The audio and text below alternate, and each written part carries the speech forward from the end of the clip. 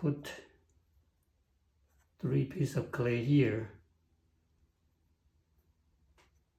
to put a cushion in between. If you have already trimmed this part here, in my case I haven't trimmed it yet, but just to show you that if you don't want the chuck, because this chuck has been misfired and it's really hard, so put the clay in between to prevent the chuck bump into the body. And then the easy way to center this piece is that you level it first, level your piece. And there are several ways to level it. You could use a needle tool and then spin the wheel and try to test it. The higher point, you will draw a line and then you just kind of move it. Okay, so that and you do this several times, you should be able to find your level. Okay, but I have an easier way that without doing try and error is that if you have this bubble leveler, it just place it right in the center. But again, this it's very important that when you cut your bottom, you have to cut it very flat. Okay, so put it in the center and then try to squeeze the clay so the bubble is in the middle.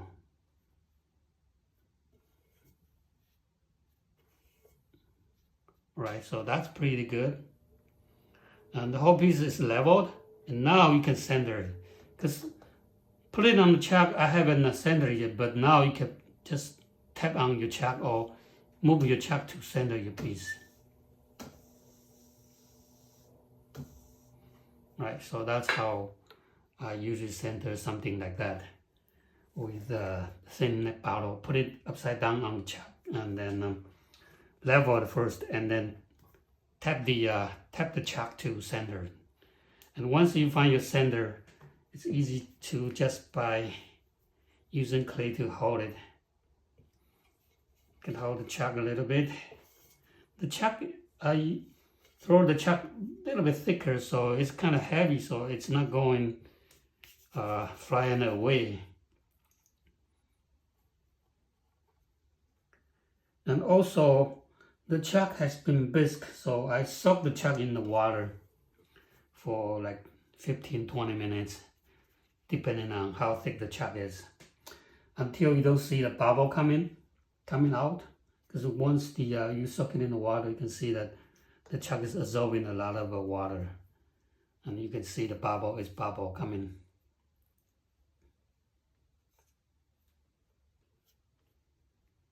And the chuck is soaking in the water, so it's easy for your clay to stick on the chuck. And I kind of stack up 2 chucks because the neck is very tall, and the bottom chuck is not tall enough, so I stack 2 of them. And I put a little groove there so that the chuck is sitting right inside of the chuck. So that's another way that if you want to stick your chuck together, before you pitch fire, you can trim it. Okay, trim it so it's fitting nicely inside the chuck, inside the groove. Okay, so that piece is very good. All right, and then I can start to trim. So I'm going to use my new tool, the looping tool. People call this pear shape or teardrop shape.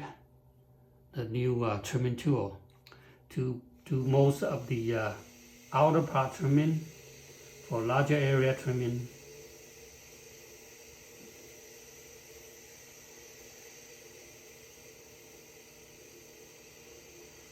And you hardly see me using the looping tool to trim. The reason why I didn't use it is because at the beginning, those are made of stainless steel, and the stainless gets dull, and then you have to resharpen it. And when you resharpen it, the blade is not very wide, so after a couple resharpening, and the whole piece is gone. So That's why I don't use them a lot. Because I always like to keep my tool sharp, very sharp. So I like to sharpen the tool before I trim. With this tool that is made of tungsten carbide, you don't need to resharpen it very often.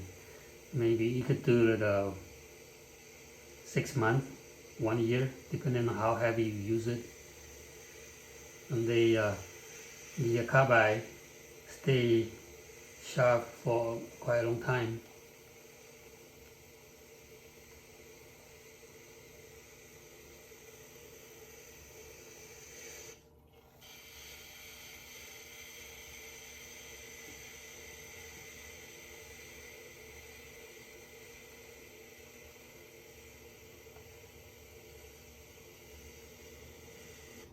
And this tool versus my other carbide tool, basically they are the same. It's personal preference that if you are worried about, sometimes you don't want to have a chattering mark.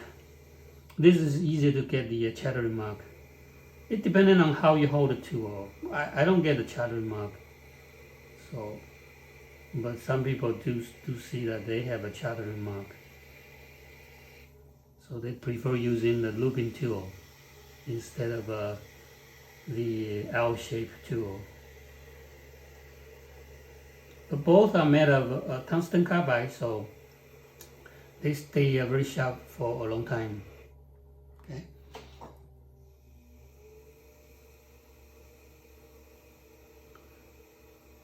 And this is also good for a corner, making the foot ring here, because you have 90 degrees. Versus the looping tool. The looping tool, they only have curve, okay? So it's hard to make a very good 90 degrees. So you will have a little curve where it joins the foot and the body. Especially on the inner part. You could never get a very nice, perfect 90 degrees.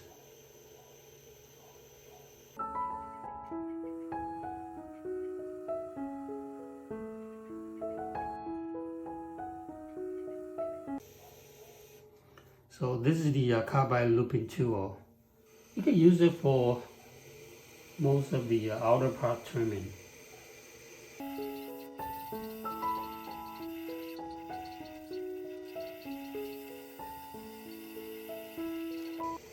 Okay, so that's the carbide trimming. And for the footing, this is my prototype. It's still in stainless steel, but later on I'm going to turn it into a carbide tool.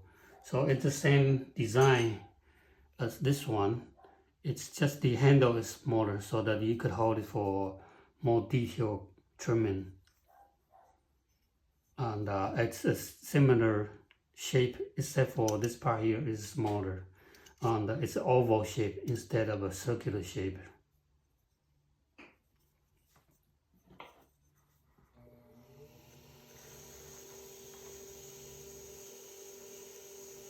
So with the square that you could get a nice 90 degrees here in the corner.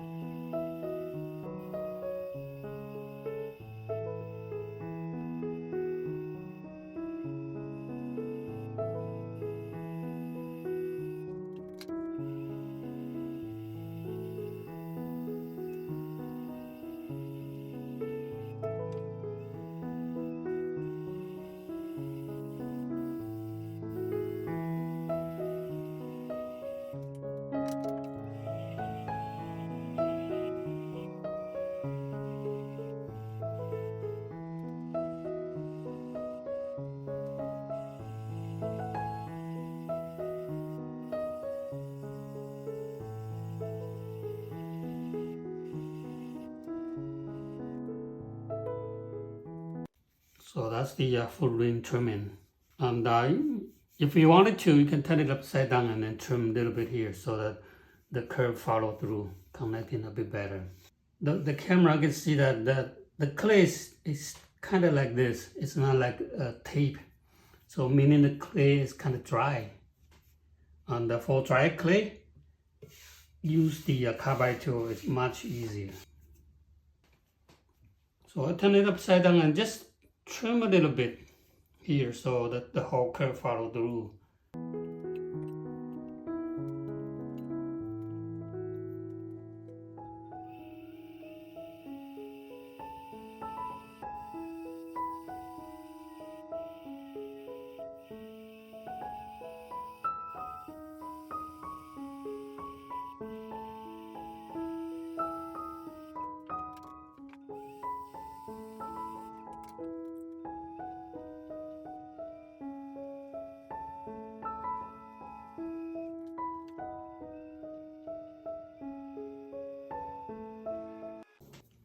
Right, so people ask me what are you going to do with this tool. This is my number 9 stainless steel trimming tools. And you could put the little circular ridges here using this tool. Okay, let me show you how to do that.